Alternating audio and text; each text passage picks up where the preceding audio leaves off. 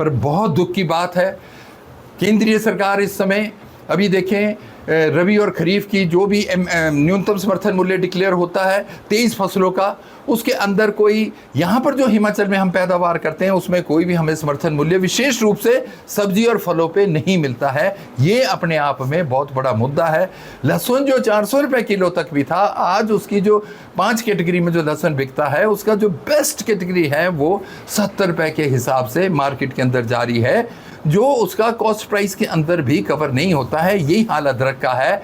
और टमाटर भी एक स्टेज के ऊपर किस स्टेज के ऊपर चला गया था। बड़े 78 साल की आज़ादी के बाद भी कोई भी सरकार इस समय जो किसानों के हित में बोलते जरूर हैं पर ठोस रूप से ज़मीन के ऊपर कोई काम नहीं होता। तो किसान सभा की ये भी मांग है कि जो सब्जियां हैं और जो फल हैं, विशेष रूप से जो सेब यहाँ पर पैदा होता है और जो केवल 3 राज्यों में ही पैदा होता है, उसमें न्यूनतम समर्थन मूल्य दिया जाना चाहिए।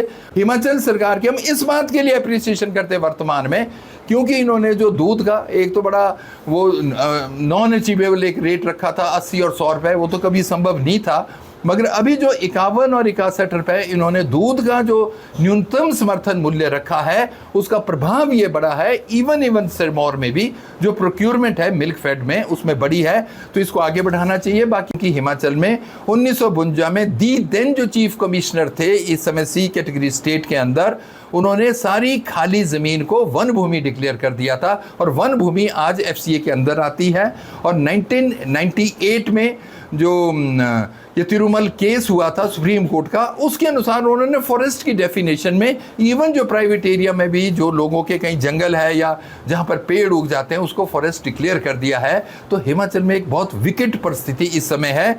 तो किसान सभा इस समय पूरे हिमाचल में अलग अलग किस्म की समस्या है। हमारे सिरमौर जिला में शामलात जो वापस हुई थी उसके ऊपर जो कुछ काबिज लोग थे, गरीब लोग थे, दलित लोग थे, वो उसमें से एक किस्म से आउस्ट हो गए और कई लोग ऐसे हो गए जो सीलिंग से भी एक्सीड कर गए। वो उसमें एक रैशनलाइजेशन वे में 2002 में उस पॉलिसी को इम्प्लीमेंट नहीं किया गया।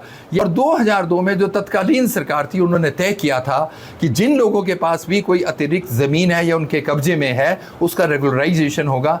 वो बीजेपी की सरकार वापस चली गई, उसमें 1,67,339 लोगों ने जो एफिडेविट दिए, आज उनको सबको सरकार ने एक एनक्रोचर घोषित कर दिया है और उनको आउस्ट किया जा रहा है। उनके घरों की तालाबंदी हो रही है, उनकी ज़मीन की बाड़बंदी हो रही है। इसलिए किसान सभा ने तय किया है लोगों को संगठित करते हुए, उन्हें शिक्षित करते हुए, प्रभावित लोगों को इकट्ठे करते हुए एक ऐसा जन आंदोलन बनाएंगे और सरकार को भी कन्विंस करेंगे कि वो मिल करके केंद्रीय सरकार के साथ इस कानून के अंदर एक बदलाव लाए। तो